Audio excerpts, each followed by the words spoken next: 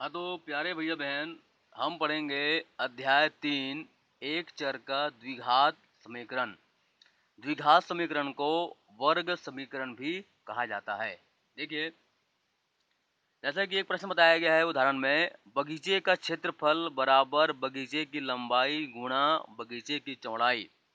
बगीचे की चौड़ाई को दिया गया है x मीटर और उसकी लंबाई को दिया गया है 2x मीटर। तो सूत्र में मान भरने पर हमको एक बहुपद प्राप्त हो रहा है, x का वर्ग ऋण 20 का वर्ग बराबर 0। तो इसे हम कहते हैं द्विघात या वर्ग समीकरण, क्योंकि यहाँ पे x का घात 2 है। ठीक है। इसी प्रकार से वर्ग समीकरण का यहाँ पे बताया गया है मानक रूप ax का वर्ग धन bx धन c। यह वर्ग समीकरण या द्विघात समीकरण का मानक रूप है। ठीक है। परिभाषा दिया गया है कि बीजीय निरूपण में x की अधिकतम घात 2 हो, ऐसे समीकरण को द्विघात समीकरण कहा जाता है या बीजीय समीकरण कहा जाता है। और इसका मानक रूप होता है ax का वर्ग धन bx धन c बराबर 0। और यहाँ पर दिया गया है x का वर्ग धन 30x ऋण 1000 बराबर 0। यह द्विघात समीकरण का एक उदाहरण है। ठीक है। अब आइए आगे पढ़ते हैं, देखते हैं। यहाँ पे बताया गया है उदाहरण में x का वर्ग ऋण 5x, x का वर्ग ऋण 5 अंडर रूट x धन 3 बराबर 0। इसमें x पर अंडर रूट लगा हुआ है, वर्गमूल लगा हुआ है, जिसका मान होता है 1/2 आधा।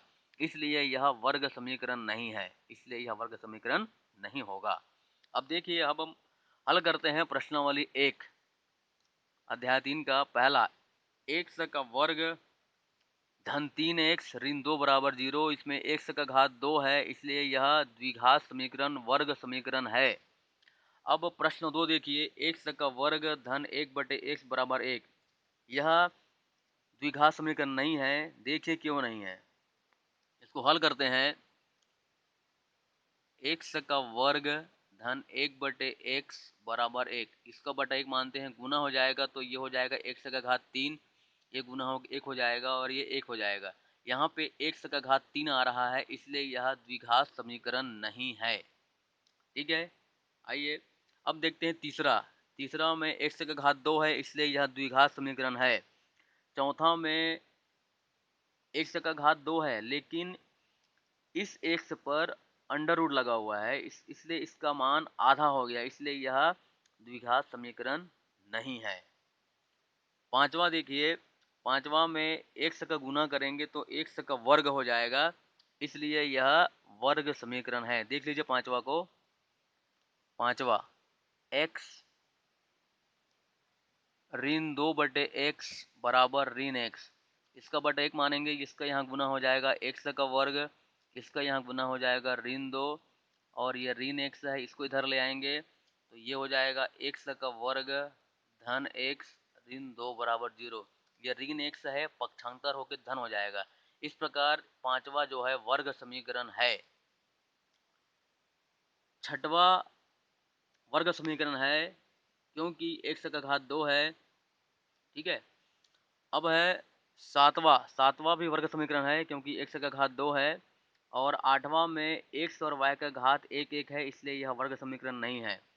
और जो नौवां है, इसमें भी x का घात 1 है, इसलिए यह वर्ग समीकरण नहीं है। और 10वां में गुना करने पर ये x का वर्ग ऋण 8 हो जाएगा। x का वर्ग ऋण 8x बराबर 0 हो जाएगा गुना करने पर, इसलिए 10वां जो है वर्ग समीकरण है। आपका प्रश्नावली 1 समाप्त होता है। इसको आप लोग कॉपी में लिखिए, दिखाइए। जिनको समझ में नहीं आया हो, एक बार वीडियो को अच्छे से देखिए, समझिए। और आपको इमेज मैं पहले भेज चुका हूँ। ओके।